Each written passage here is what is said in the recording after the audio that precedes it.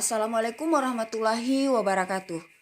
Senang sekali hari ini kita bertemu lagi pada pelajaran ilmu pengetahuan sosial yang kali ini kita akan membahas tentang potensi kemaritiman Indonesia. Nah, yang pertama harus kita ketahui bahwa luas laut Indonesia mencakup 2/3 dari seluruh wilayah Indonesia, yaitu 5,8 juta kilometer bujur sangkar. Potensi sumber daya laut Indonesia tidak hanya berupa ikan, tapi juga bahan tambang seperti minyak bumi, nikel, emas, bauksit, pasir, biji besi, timah, dan lain-lain. Kekayaan yang dapat dimanfaatkan dari sumber daya laut dapat berupa mangrove, terumbu karang, dan lain-lain. Sumber daya tersebut dikenal dengan nama sumber daya pesisir. Wah, betapa kaya Indonesia ya. Sekarang kita bahas satu persatu potensi kemaritiman Indonesia. Dimulai dari perikanan.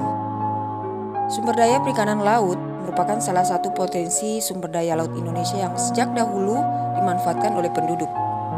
Laut Indonesia memiliki angka potensial lestari yang sangat besar, yaitu 6,4 juta ton per tahun.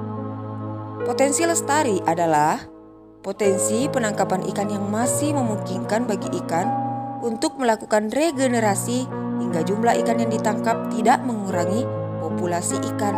Tentu saja ini dilakukan dengan cara-cara yang baik dan benar, sehingga populasi ikan di Laut Indonesia itu tidak mengalami kepunahan.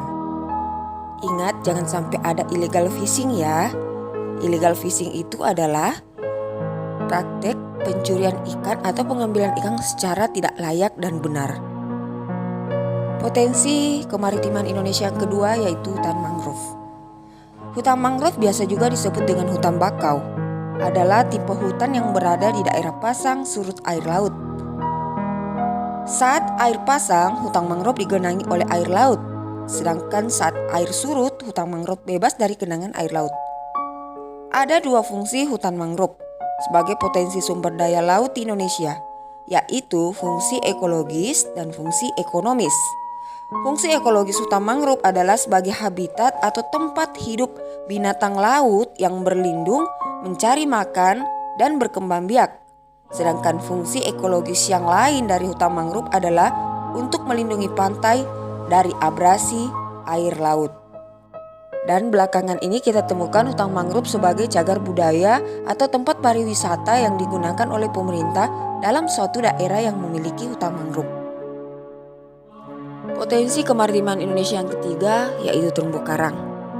Terumbu karang adalah terumbu atau batuan sedimen kapur di laut yang terbentuk dari koral atau binatang yang menghasilkan kapur untuk kerangka tubuhnya. Kekayaan terumbu karang Indonesia tidak hanya dilihat dari luasnya, akan tetapi juga keanekaragaman hayati yang ada di dalamnya. Keanekaragaman hayati terumbu karang sebagai potensi sumber daya laut di Indonesia juga yang tertinggi di dunia loh. Kita bisa uraikan di dalamnya terdapat 2.500 jenis ikan, 2.500 jenis moluska, 1.500 jenis udang-udangan, dan 590 jenis karang. Terumbu karang memiliki banyak manfaat, baik yang bersifat ekonomis, ekologis, maupun sosial ekonomi. Oke, cukup sekian untuk pembahasan potensi kemaritiman Indonesia.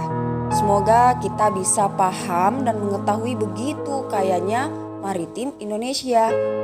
Tetap semangat belajar dan jaga kesehatannya, tetap melaksanakan tugas-tugas yang diberikan di sekolah. Sekian, Assalamualaikum warahmatullahi wabarakatuh. I remember the day you enrolled down the day that I fell for you, and now it's crossed out in red, but I still can't forget if I wanted to. And it drives me insane, think I'm hearing your name everywhere I go,